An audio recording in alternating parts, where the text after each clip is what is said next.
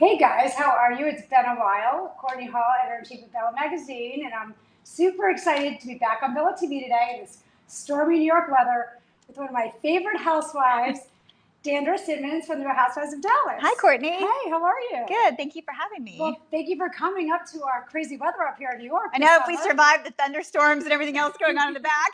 Yes, I just ran through Times Square. There you go. See? It's welcoming me. That's right. That's right. So I'm so excited that you're here because I know this show premieres tomorrow night, season 3. Yes. How do you feel?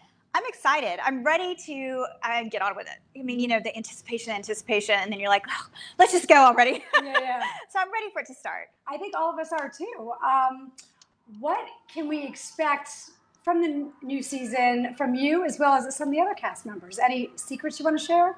Well, with me, my story is continuing to be my relationship with my mother and my business struggles and how that plays out. And then the second season, I feel like the first season, it was me just getting to know the other ladies. I knew some of them already, but getting to know the other ladies really well. And this season, being able to kind of have my opinion about everything that happens and my opinion be respected because I have spent now 2 years with these ladies. Oh, I can't believe it's been 2 years already. I know. Wow.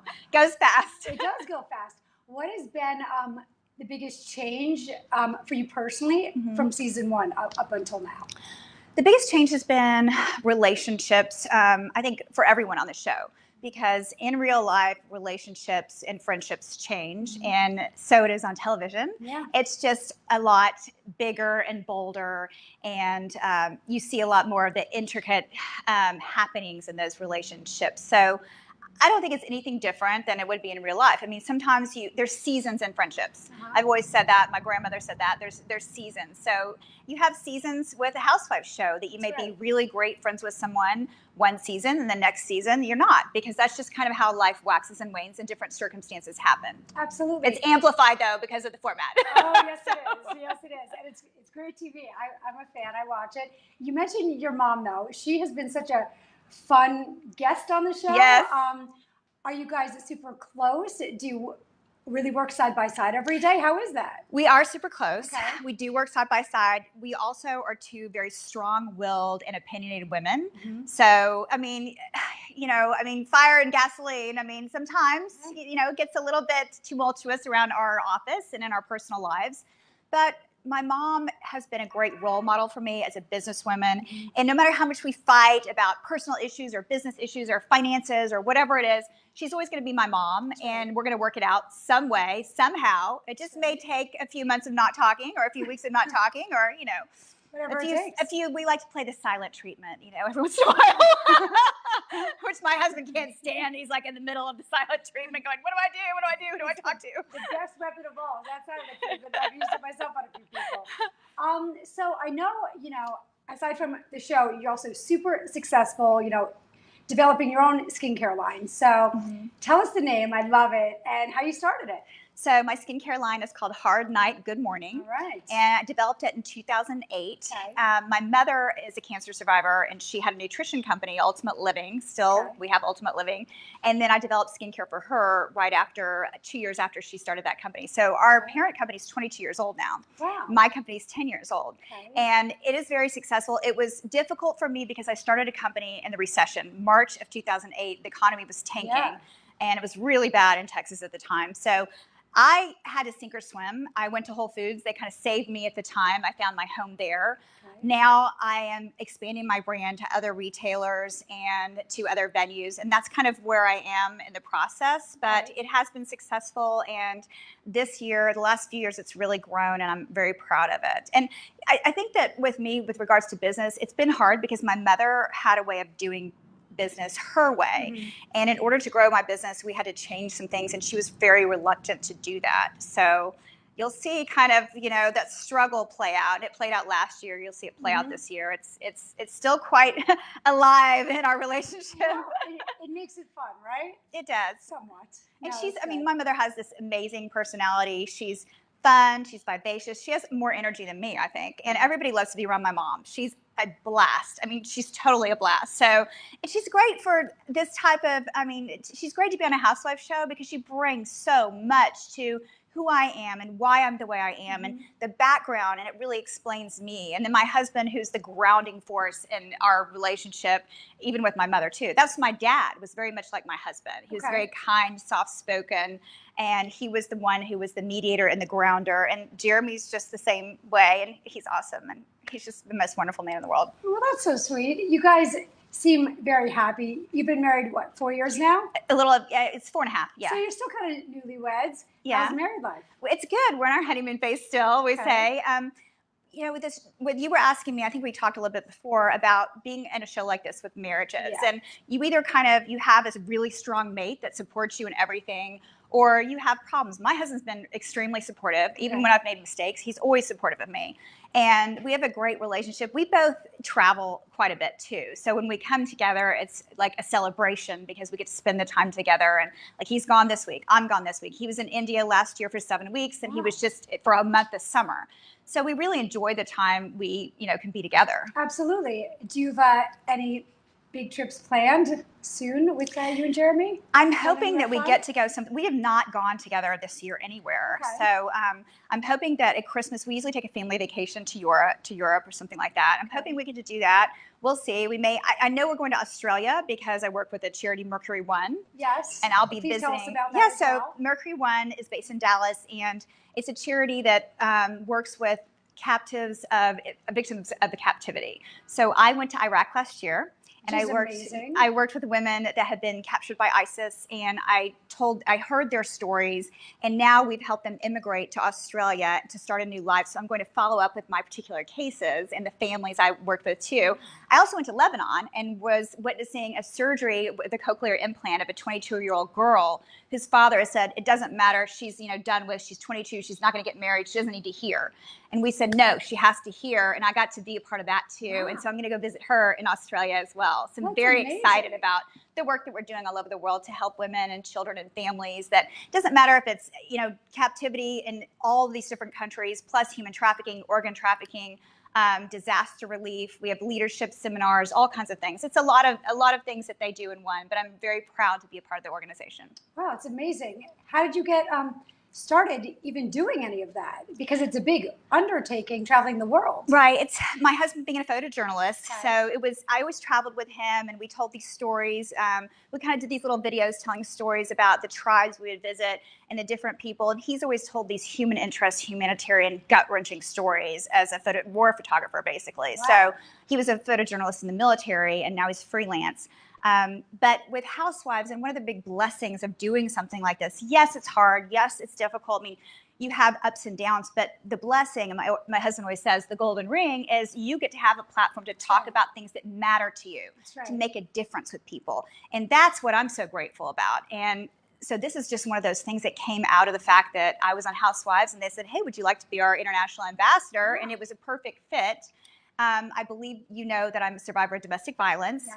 And so when I go and talk to women in particular that have been persecuted or abused or victimized, I can get into that conversation quite quickly because I share my story, a little bit of it, and then they go, okay, I can trust you. Because especially if you've been in a situation held captive by a man or many men or bought and sold as a slave, they don't want to talk to a man. They want to talk to a woman. Yeah. And that's where I come in and break that ice, share my story, and then we start talking, and that kind of follows after that. And it's just a relief, I think, for them to be able to share. I'm not a counselor, obviously, but the breaking the ice and starting to talk about it is the beginning to healing.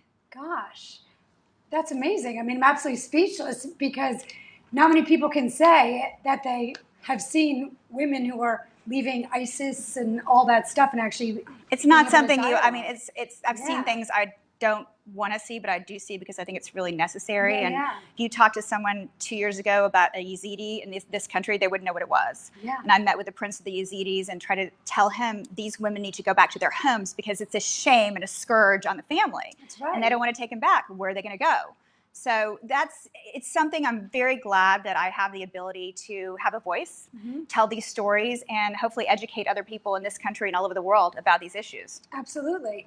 I know that you're also involved in so many different charities.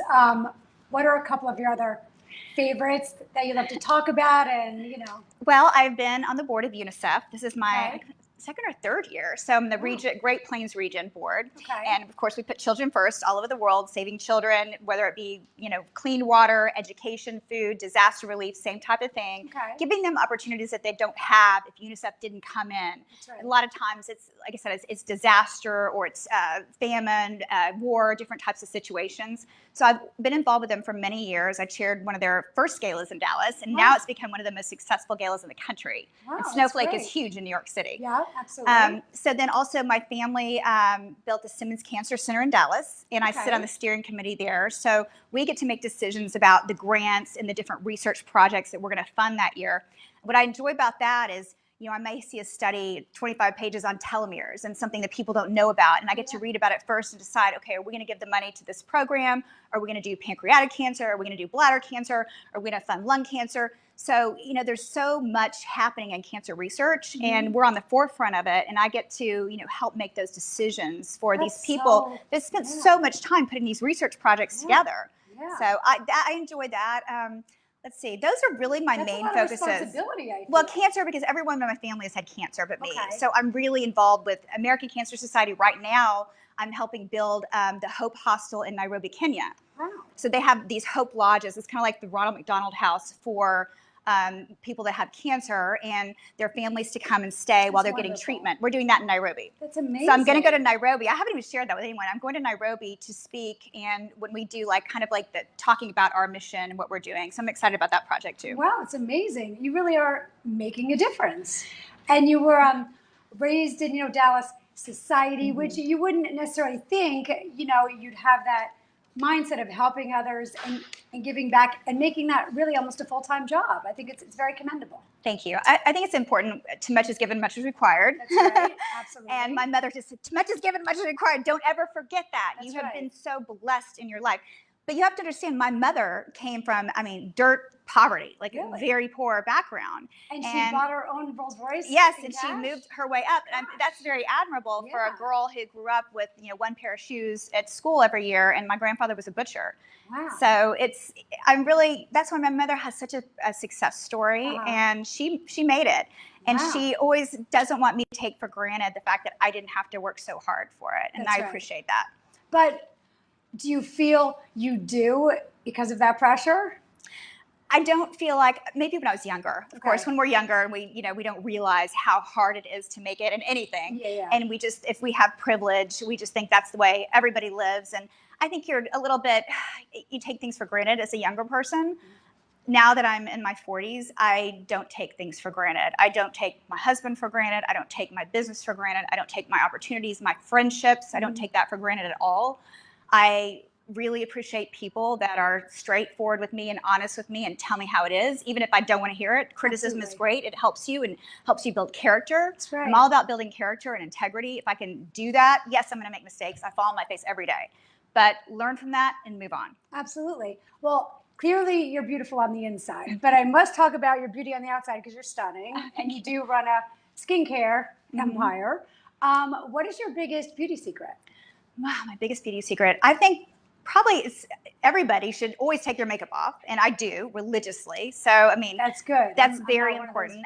I believe it or not, and I'll share this with you, it's kind of embarrassing. I was never one to go get facials and things like that. I do it at home, but I never had the time. So I may get 2 facials a year on a vacation or something like that.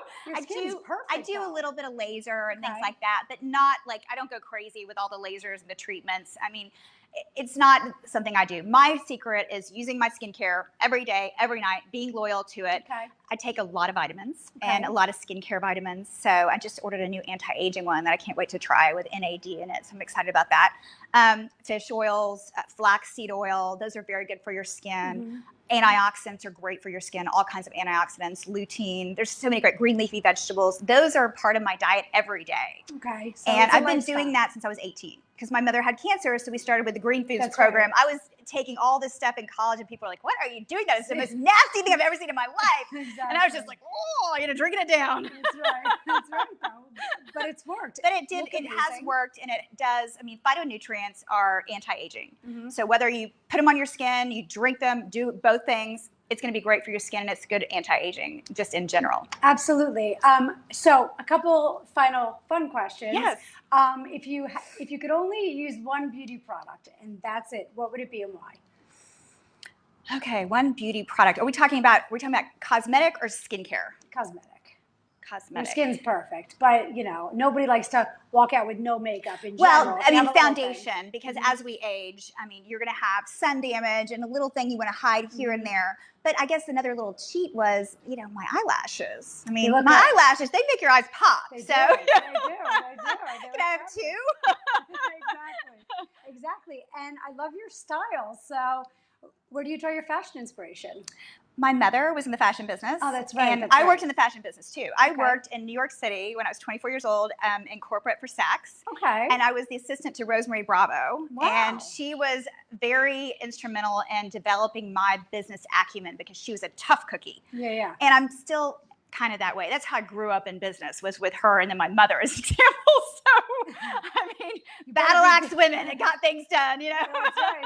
Well, you know what? Yeah, fashion is just something I love. I've loved it my whole life. I'm on the jumpsuit tour this week, so I'm wearing a different jumpsuit every day. No, it's amazing. But you know what? You paired all perfectly. Like, those are fabulous earrings. Marv, I need a shot of these gorgeous shoes. I love them. They're so cute. Very summery in New York. So, no, you look amazing, and I'm looking forward to, as I'm sure everyone is, to an amazing season. Thank you. Starting tomorrow night, Bravo, 9 o'clock? 9 o'clock your time, yes. 9 o'clock Eastern, guys. Tune in. You'll see D'Andra and our other friends, Steph and Brandy, and everyone else on the show tomorrow. We're super excited. And you'll also see a feature on D'Andra in the holiday shoot Bella Magazine. Pick it up on newsstands in November. Thanks for joining us. Thank you, Courtney. Thanks I appreciate for it. coming. And have a great day, guys. We'll see you soon.